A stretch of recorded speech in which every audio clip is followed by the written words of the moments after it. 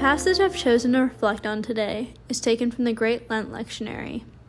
I specifically feel that Isaiah 58, verses 3 through 5, and verses 10 and 11 spoke to me in my preparation.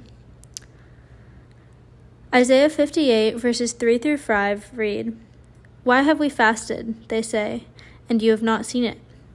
Why have we humbled ourselves, and you have not noticed? Yet in the day of your fasting, you do as you please and exploit all your workers.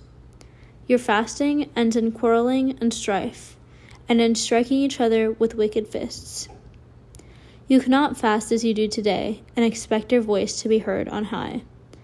Is this the kind of fast I have chosen, only a day for people to humble themselves? Is it only for bowing one's head like a reed and for lying in sackcloth and ashes? Is that what you call a fast, a day acceptable to the Lord?" So this passage gives us a good example of what not to do while fasting. There's no point in fasting just for show, as we know, especially when you're not acting like a follower of Christ. It's important to make sure we're all fasting for the right reasons. And if I'm being honest, the Lord has recently shown me that I've not been fasting properly.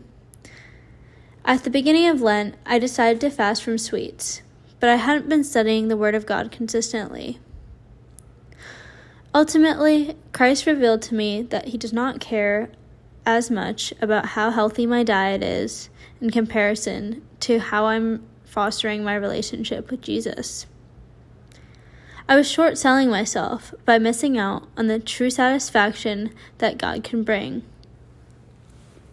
Isaiah 58, verses 10 through 11 read, "And if you spend yourselves on behalf of the hungry and satisfy the needs of the oppressed, then your light will rise up in the darkness, and your night will become like the noonday. The Lord will guide you always. He will satisfy your needs in a sun-scorched land and will strengthen your flame."